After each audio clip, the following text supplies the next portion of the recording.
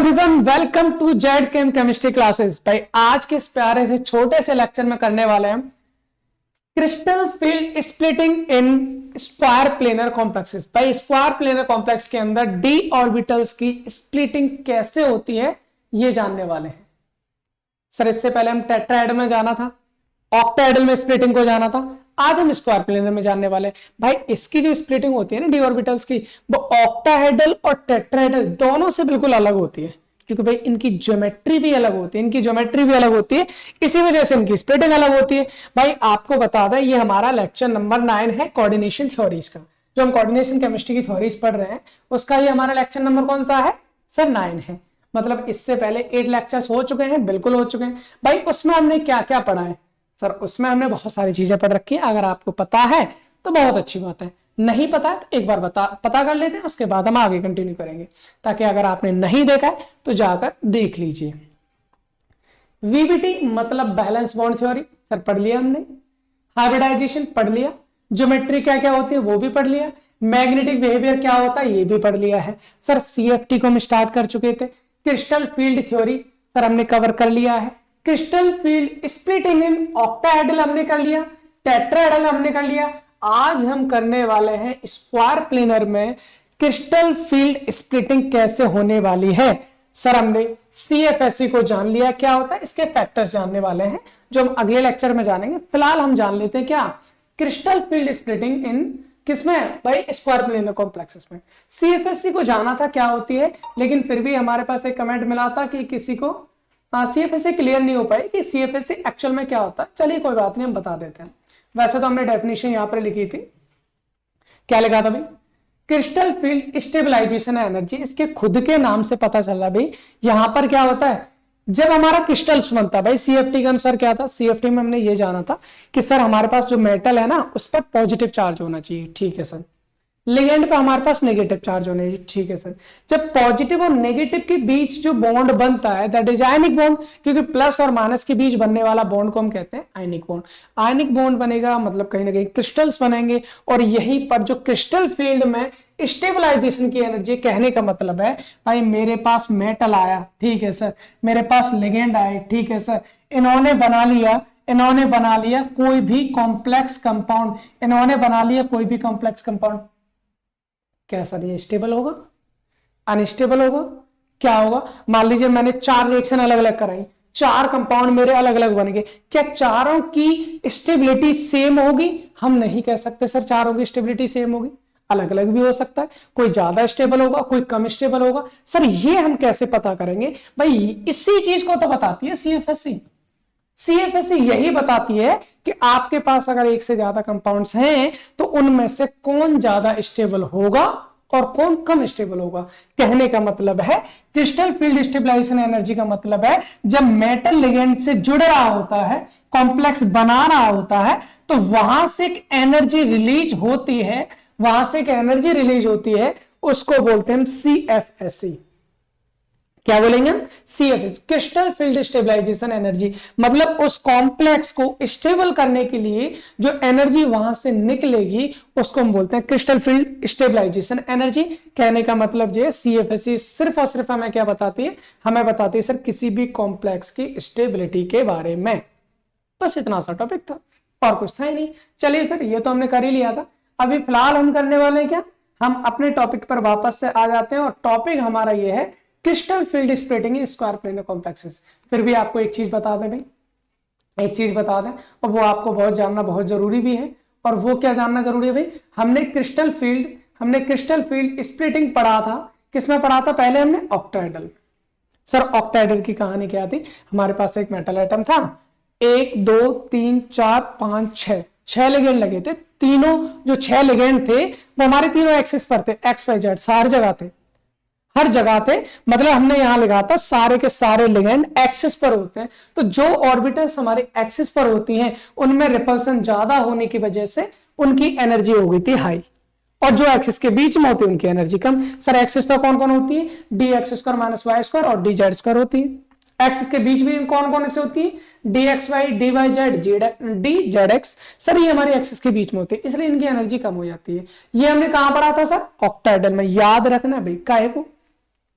Octahedral और square planar की geometry कुछ ना कुछ सिमिलर होती है, और सिमिलर होने की वजह से इसकी जो स्प्लिटिंग होती है ना, उसमें भी कुछ सेम पॉइंट्स आते हैं, वही हमें जानना है। चलिए सर, ये तो हमें पता चल गया। इसी तरह से जब हमने टेट्राहेड्रल में जाना था, जब हमने टेट्राहेड्रल में जाना था, तो टेट्राहेड्रल की कहानी कुछ ऐसी थी भी हमारी। टेट्राहेड्रल में जो लिगेंड था कोई भी एक्सिस पर नहीं था, कोई भी एक्सिस पर नहीं था, जिसकी वजह से जो ऑर्बिटल्स हमारी एक्सिस के बीच में होती हैं सर, वहां रिपल्सन ज्यादा लग रहा था, और वहां रिपल्सन ज्यादा होने की वजह से जो ऑर्बिटल बीच में होते हैं उनकी एनर्जी ज्यादा, और जो एक्सिस पर होती है उनकी एनर्जी कम। ये टेट्राहेड्रल की कहानी थी। आज हमारी किसकी है सर? स्क्वायर प्लेनर की। सबसे पहले तो मुझे ये बता दो स्क्वायर प्लेनर का एक्चुअल में स्ट्रक्चर कैसा होता है सर? स्ट्रक्चर कैसा होता है वो जान लेते हैं। चलिए भाई, हमारे पास जाहिर सी बात है, अपने पास एक सेंट्रल मेटल एटम होगा, ठीक है सर। इससे लगे होंगे अपने पास 4 लिगेंड। कितने लगे होंगे? 4। 1 2 3 4। और सर ये जो चारों लिगेंड है हमारे, ये जो चारों लिगेंड है ना, ये चारों के चारों लिगेंड हमारे एक ही किसमें रहते हैं? प्लेन में होते हैं सर, एक ही प्लेन में होते हैं। और एक प्लेन में होने की वजह से आपको दिख पा रहा होगा कि ये हमारे एक स्क्वायर शेप की स्ट्रक्चर बना रहे हैं, एक स्क्वायर शेप की स्ट्रक्चर बना रहा है। आपको बना के दिखाता हूं मैं, देखो सुनो। अपने पास है ये, हमारे पास एक सेंट्रल मेटल एटम हो गया, ठीक है सर। इसमें हम लिगेंड लगाना स्टार्ट करते हैं। एक लिगेंड मैंने इधर लगा दिया, ठीक है सर। एक लिगेंड मैंने इसके अपोजिट लगा दिया, ठीक है सर। एक लिगेंड मैंने आगे की साइड से लगा दिया, एक लिगेंड मैंने पीछे की साइड से लगा दिया। 4 लिगेंड लग गए। आप 4 लिगेंड, अगर आप इन सबको आपस में मिलाओगे तो स्क्वायर बन जाएगा नहीं? एक वर्ग बन जाएगा नहीं? बन जाएगा। और ये पूरा का पूरा स्क्वायर एक प्लेन में है, एक ही प्लेन में है। दैट्स व्हाई इसको बोला जाता है स्क्वायर प्लेनर ज्योमेट्री। सर अगर स्क्वायर प्लेनर ज्योमेट्री की बात करें तो ये तो कुछ ना कुछ ऑक्टाहेड्रल जैसी बन रही है। सर ऑक्टाहेड्रल जैसी कैसे? ऑक्टाहेड्रल में 2 लिगेंड की कमी है, बस एक ऊपर लगा दो एक नीचे लगा दो तो ऑक्टाहेड्रल बन जाएगा। हमने जाना था, बिल्कुल सही बात है सर। कहीं ना कहीं अगर हम बात करें तो यहां पर भी बिल्कुल ऑक्टाहेड्रल के जैसे, यहां पर भी ऑक्टाहेड्रल के जैसे सारे के सारे लिगेंड्स कहां है सर? एक्सिस पर हैं। मतलब यहां पर हम बोलेंगे all ligands exist at axis। Sir सारे के सारे लिगेंड एक्सिस पर है, इसका मतलब जो ऑर्बिटल्स हमारे अलोंग द एक्सिस है रिपल्सन ज्यादा होगा, विच मीन्स हम कह सकते हैं, क्या कह सकते हैं यहां पर? हम कह सकते हैं सर डी ऑर्बिटल्स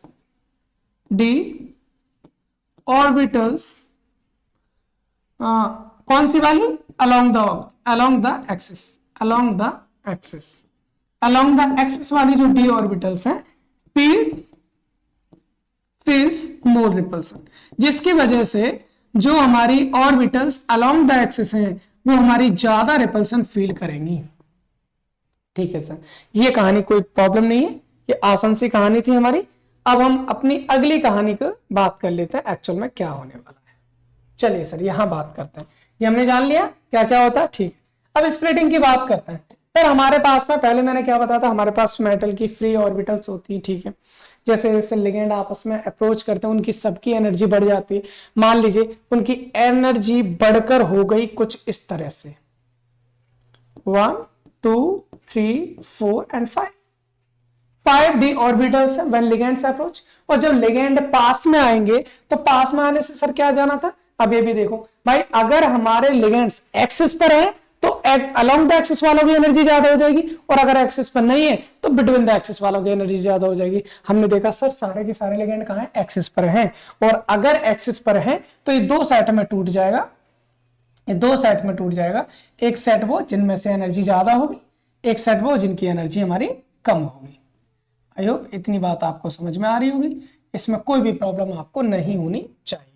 चलिए सर हमें तो कोई प्रॉब्लम है नहीं, यहाँ पर हमने लिख लिया है। सर ये कौन कौन से ऑर्बिटल एक बार नाम लिख लें, बिल्कुल लिख लो। सर इसका नाम क्या हो जाएगा, dxy बोलते हैं इसको हम dyz बोलते हैं, इसको हम dzx बोलते हैं, ठीक है।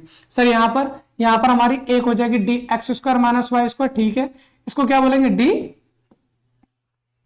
स्क्वायर, इसको बोलेंगे हम डी जेड स्क्वायर। इसमें कोई समस्या? हम कहेंगे सर बिल्कुल भी इसकी कोई समस्या नहीं है। अच्छा, हमने बीच में एक बनाई थी, हमने एक बीच में बना रखी थी, ये क्या होता भाई? ये होता हमारे पास बैरी सेंटर। क्या हो जाता भाई? ये हो जाता हमारे पास बैरी सेंटर। बैरी सेंटर का मतलब है, बैरी सेंटर का मतलब यहां हमारी एनर्जी होनी चाहिए थी, लेकिन इससे कम हो जाती है और इससे हमारी बढ़ जाती है। यहां पर जो कम होती है उसको कितना बोलते हैं हम? 0.4 डेल्टा वो कम होता है। बढ़ता कितना? 0.6। ये आपको पता है, चलिए लिख देते हैं फिर भी हल्का फुल्का सा इसमें किसी और अदर कलर लाइक दिस। यहां पर लिखते हैं भाई, यहां पर जो डिफरेंस था वो 0.4 डेल्टा ओ का था, बिल्कुल सही बात है।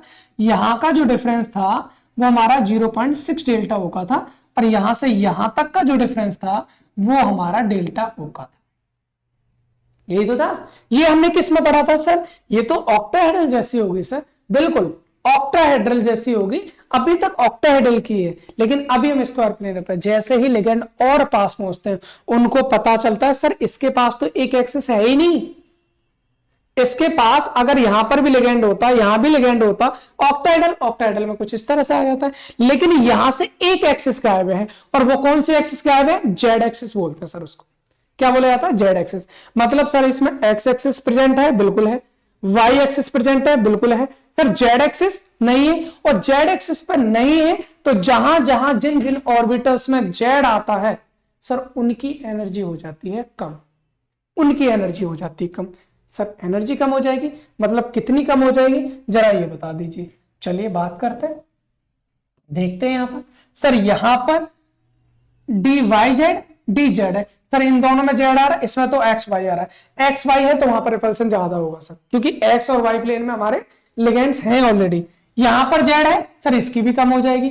इसका मतलब क्या है? अगर मैं यहां की बात करूं तो यहां से दो ऑर्बिटल ऐसे जिनमें जेड आता है, जिनमें जेड आता है ऐसी दो ऑर्बिटल है, तो उनकी एनर्जी हो जाएगी कम।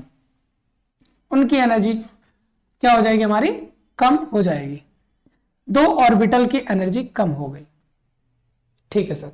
सर एक ऑर्बिटल ऐसी है जिनमें एक्स वाई, तो उनकी एनर्जी ज्यादा हो क्योंकि रिपल्सन होगा, और रिपल्सन होगा तो उसकी एनर्जी हो जाएगी हमारे पास थोड़ी ज्यादा हो जाएगी, ठीक है सर। यहां बात करिए भाई, यहां पर भी एक ऑर्बिटल ऐसे जिसमें एक्स वाई प्लेन है, दूसरे में हमारा जेड प्लेन है। जेड है तो सर उस वहां पर रिपल्सन नहीं होना, तो उसकी एनर्जी फिर से कम हो जाएगी जेड वाले की, बिल्कुल सही बात है। और जहां एक्स वाई सर उसकी एनर्जी क्या हो जाएगी? ज्यादा हो जाएगी। आई होप इतनी बात आपको समझ में आ रही होगी। सर इनके सबके एक बार नाम लिखना, इनके नाम लिखना भाई। इसका नाम हो जाएगा डी एक्स, कौन कौन सी भाई? जेड वाली ना, डी वाई जेड है, ठीक है, और डी जेड एक्स है। ये दो हमारे पास हो जानी है, ये दो हमारे पास हो जानी है। इसके अलावा सर यहां पर ये जो ऑर्बिटल है ये कौन सी आ रही है? D Z square. जेड पर रिपल्सन नहीं हुआ ना, इसलिए एनर्जी कम होगी। यहां जो एनर्जी ऑर्बिटल गई है वो कौन सी हो जाएगी? डी एक्स वाई, यही हो जानी है। और यहां जो ऑर्बिटल गई है उसका नाम हो जाएगा D X square minus Y square, जहां पर सबसे ज्यादा रिपल्सन होने वाला है। आई होप आपको ये चीज आपको बिल्कुल भी समझ में आ गई होगी, इसमें कोई भी प्रॉब्लम नहीं होनी चाहिए। अगर मैं भाई यहां से लेकर यहां तक की बात करूंगा, यहां से लेकर यहां तक की बात करूंगा, तो उसको बोलते हैं crystal field splitting energy of square planar complexes, जिसको हम डेल्टा एस पी से दिखाएंगे, स्क्वायर एस क्यू से दिखाएंगे square planar complexes. I hope इतनी बात आपको समझ में आ रही होगी, इसमें कोई भी प्रॉब्लम नहीं होनी चाहिए भाई। जहां तक जो हमारे पास स्प्लिटिंग हो रही थी, यहां तक जो हमारे पास स्प्लिटिंग हो रही थी वो बिल्कुल कहां तक हो रही थी भाई? वो बिल्कुल हमारे बिल्कुल ऑक्टाहेड्रल की जैसी थी, क्योंकि ज्योमेट्री भी कुछ ऑक्टाहेड्रल से मैच करती है। लेकिन जैसे लिगेंड और पास पहुंचते हैं वहां पता चलता है जेड एक्सिस है ही नहीं, जेड एक्सिस नहीं तो उनकी एनर्जी कम हो जाती है, और जिन पर है उनकी एनर्जी बढ़ जाती है। कुछ और चीज मैं लिख रहा हूं यहाँ पर, वो चीज ध्यान से सुन लेना भाई। यहां लिखता 1.23 डेल्टा, यहां लिख देते हैं 0.23 डेल्टा, यहां लिख देंगे हम कितना? 0.46 डेल्टा ओ, और ये माइनस में रहेगी वैल्यू, जैसे यहां पर माइनस आता है वैसे यहां पर माइनस है, और यहां पर 0.51 डेल्टा ओ, ठीक है ना। ये 46 नहीं है तो 43 है, 43 है, यहां पर 43 होगा, और इनको ऐड करेंगे हाँ तो भाई इतना आपको बात समझ में आ गया होगा, ये है स्क्वायर प्लेनर की कहानी। सर इनका क्या मतलब है, जैसे हमने यहाँ पर देखा था सर, यहां से हमारा बेरी सेंटर से कितना बढ़ रहा था 0.6 डेल्टा हो, कितना घट रहा था 0.4 डेल्टा हो। यहां पर अगर हम बात करें dxy जो है, dxy बेरी सेंटर से कितना ज्यादा एनर्जी है सर 0.23 डेल्टा हो, और dx square minus Y square कितनी है 1.23 डेल्टा हो। सर इसके नीचे अगर हम बात करें इसकी कितनी हुई है 0.43 डेल्टा कम हुई है, और इन दोनों की कम होती है -0.51 डेल्टा। आई होप इतनी बात समझ में आ गई होगी। इसके अलावा अगर हम रिलेशन की बात करें, तो कल हमने एक रिलेशन बताया था सर, क्या बताया था, डेल्टा ओ और डेल्टा टी। सर हमारे पास अब तीन चीजें हो गई, कौन कौन सी, डेल्टा स्क्वायर प्लेनर कॉम्प्लेक्सेस पढ़ा हमने, ऑक्टाहेड्रल कॉम्प्लेक्सेस पढ़ा उसके अंदर स्प्लिटिंग एनर्जी थी, टेट्राहेड्रल कॉम्प्लेक्सेस पढ़ा उसके अंदर स्प्लिटिंग एनर्जी थी। अगर सर इन तीनों की बात करें, तो इन तीनों में से स्प्लिटिंग एनर्जी सबसे ज्यादा स्क्वायर प्लेनर की होगी, फिर ऑक्टाहेड्रल की होगी, और फिर होती है हमारे पास टेट्राहेड्रल की स्प्लिटिंग एनर्जी। अगर हम स्प्लिटिंग यानी क्रिस्टल फील्ड स्प्लिटिंग एनर्जी की बात करें, तो सबसे ज्यादा क्रिस्टल फील्ड स्प्लिटिंग इन तीनों में किसकी होगी, स्क्वायर प्लेनर। देख सकते हो भाई, आप देख सकते हो ऑक्टाहेड्रल से भी बहुत ज्यादा है, और कल हमने जाना था कि ऑक्टाहेड्रल की टेट्राहेड्रल से ज्यादा होती है। सर ऑक्टाहेड्रल और टेट्राहेड्रल में जो रिलेशन हमने जाना था, वो ये था कि ऑक्टाहेड्रल की ज्यादा होती है किससे, टेट्राहेड्रल से, कितनी 9/4 टाइम्स मोर देन टेट्राहेड्रल, इतना ज्यादा। सर अगर हम इसकी बात करें, स्क्वायर प्लेनर जो होती है ये आपकी ज्यादा होती है किससे, डेल्टा ओ से।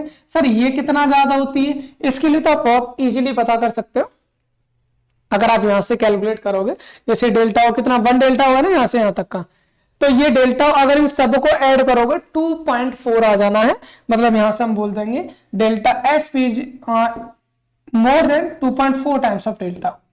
तो ये हो जाएगा हमारा स्क्वायर प्लेनर कॉम्प्लेक्स की स्प्लिटिंग एनर्जी, और वो हो जाएगी ऑक्टाहेड्रल टेट्राहेड्रल में रिलेशन, ये हो जाएगा स्क्वायर प्लेनर और ऑक्टाहेड्रल में रिलेशन। आई होप इतनी बात आपको समझ में आ गई, इसमें कोई प्रॉब्लम नहीं थी।